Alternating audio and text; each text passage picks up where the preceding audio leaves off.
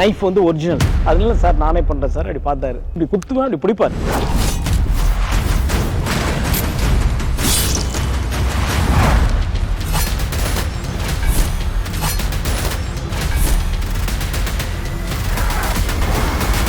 Jailer unlock super star Rajinikanth അഭിനയിച്ച mega block buster ചലച്ചിത്രം ജയിലറിന് പിന്നിലെ കഥ സബ് ടൈറ്റിലിനോടൊപ്പം നിങ്ങളുടെ സൺ നെക്സ്റ്റിൽ മാത്രം കണ്ടാസ്വദിക്കാം. ഇപ്പോൾ തന്നെ ആപ്പ് ഡൗൺലോഡ് ചെയ്യൂ.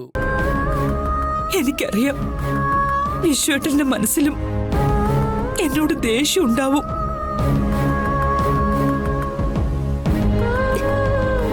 വിശ്വേട്ടൻ പറ, എന്നോട് ക്ഷമിക്കില്ലേ?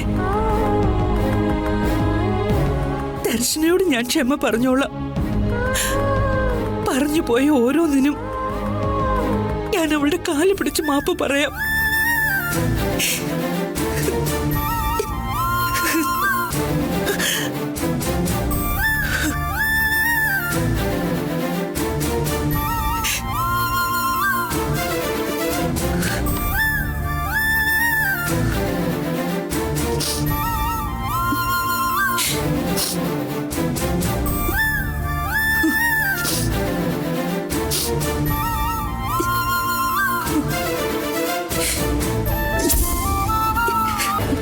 അമ്മേ,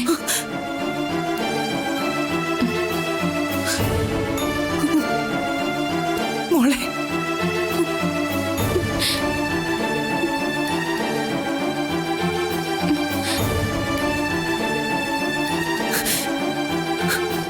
മോളി അമ്മയോട് ക്ഷമിക്കണമേ.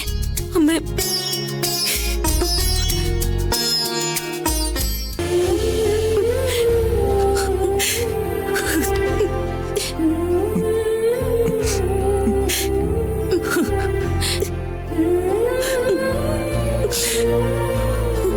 നീ അമ്മയോട് ക്ഷമിക്കണം മോളെ. അമ്മ നിന്നെ തെറ്റിദ്ധരിച്ചിട്ടില്ല, നിന്നെ വിശ്വാസമില്ലാഞ്ഞിട്ടും അല്ല. ഞാൻ ഈ വീടിന്റെ നാഥയാണ്. എല്ലാവരുടെ അഭിപ്രായങ്ങൾ കേൾക്കേണ്ടവള.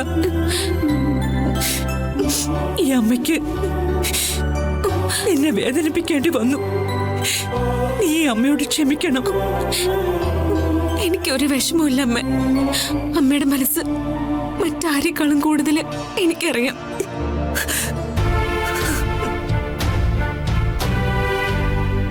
അമ്മ എന്നോട് ഇവിടെ നിന്ന് ഇറങ്ങിപ്പോണമെന്ന് പറഞ്ഞപ്പോ ഞാൻ ഒരുപാട് വേദനിച്ചു.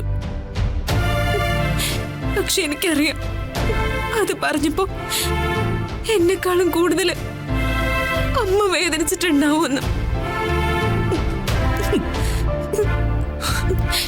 എല്ലാവരും അവരുടെ ന്യായവാദങ്ങൾ നിരത്തുമ്പോ അമ്മയ്ക്ക് മറ്റെന്ത് ചെയ്യാൻ കഴിയും?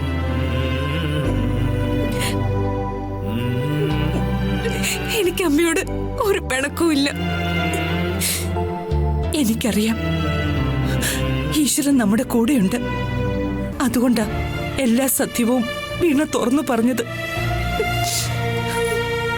ഈ വീട്ടിൽ നിന്ന് പോണെന്ന് അമ്മ പറഞ്ഞപ്പോ സത്യത്തിൽ എനിക്കത് താങ്ങാൻ പറ്റിയില്ല. ദർശന ഈ വീട് വിട്ട് പോയിരുന്നെങ്കിൽ പിന്നെ ഒരു നിമിഷം ഞാൻ ജീവനോടുണ്ടാവില്ലായിരുന്നു. മോനെ,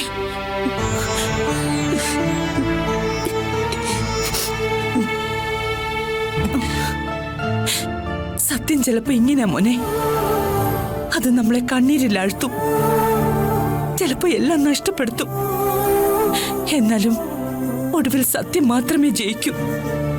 ഇപ്പോ നിങ്ങൾ ജയിച്ചതുപോലെ. വീട്ടിൽ നിന്ന് ഇറങ്ങിപ്പോണെന്ന് അമ്മ പറഞ്ഞപ്പോ ദർശൻ എന്താ പറഞ്ഞെന്ന് അമ്മയ്ക്ക് അറിയാവോ? ദർശന ഒരിക്കലും എന്നെ കൂടെ കൊണ്ടുപോകില്ലായിരുന്നു.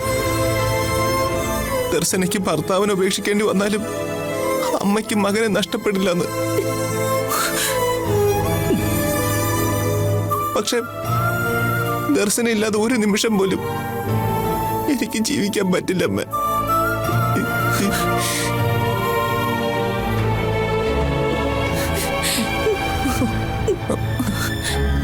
കരയാതെ, നിന്റെ ചേച്ചിക്കൊന്നും പറ്റിയില്ലല്ലോ.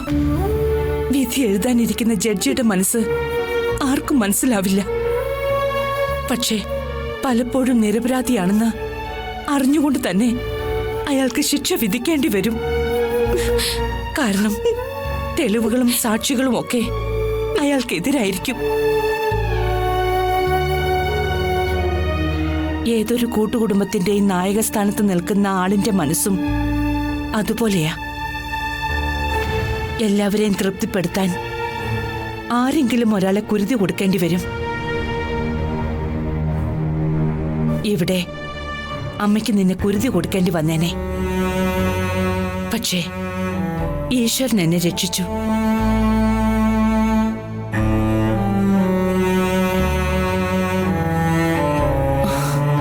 എന്താ പറഞ്ഞേ? എന്നെക്കാൾ കൂടുതൽ അവക്കിഷ്ടം രൂപേഷ് ചേട്ടനെയാണെന്നാ പറഞ്ഞത്.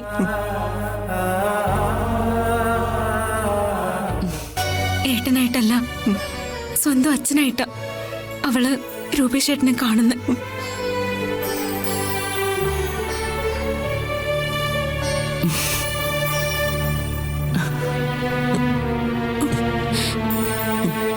ഒരിക്കലെങ്കിലും ചോട്ട് ചേച്ചിയെന്ന് വിളിച്ചു കേൾക്കാൻ ദർശനയ്ക്ക് ഒരുപാട് ആഗ്രഹമുണ്ട്. ചോട്ടുവിന്റെ ശബ്ദം തിരിച്ചു കിട്ടാൻ കാത്തിരിക്കാൻ ഞാനും. ക്ഷേത്രത്തിൽ വെച്ച് കണ്ട ആ ദിവ്യശക്തിയുള്ള മുത്തശ്ശി പറഞ്ഞിട്ട് ഞങ്ങൾ കാട്ടിനകത്തുള്ള ആദിവിനായക ക്ഷേത്രത്തിൽ പോയത്. ഞങ്ങൾക്കന്ന് ആ സിദ്ധനെ കാണാൻ കഴിഞ്ഞില്ല.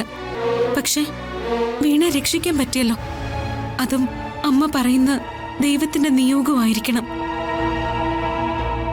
ആ സമയം ഞങ്ങൾ അവിടെ ചെല്ലണമെന്നുള്ളത് ഈശ്വരന്റെ വിധിയായിരുന്നു. വീണ എന്തിനാ കാട്ടിൽ പോയത്? അവളെ ആക്രമിക്കാൻ വന്ന ആ മുഖമടി സംഘം ആരായിരുന്നു? അക്കാര്യത്തിൽ എനിക്കും ചില സംശയങ്ങളൊക്കെ ഉണ്ട്. വീണ നമ്മളോട് പറഞ്ഞതെല്ലാം സത്യമാണ്.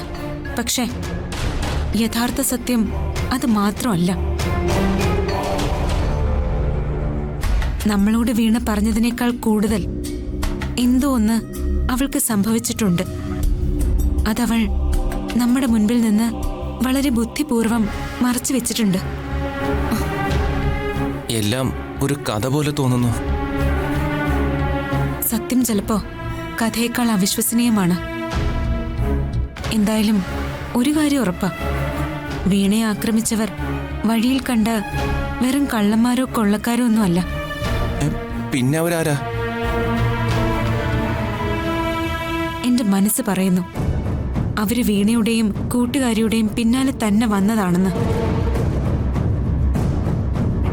ഇതുകൊണ്ടൊന്നും എല്ലാം അവസാനിച്ചുവെന്നും കരുതണ്ട. ഞാൻ കരുതുന്ന പോലെയാണ് സത്യമെങ്കിൽ ഇപ്പോൾ സംഭവിച്ചതിന് ബാക്കി ഇനിയും ഉണ്ടാവും.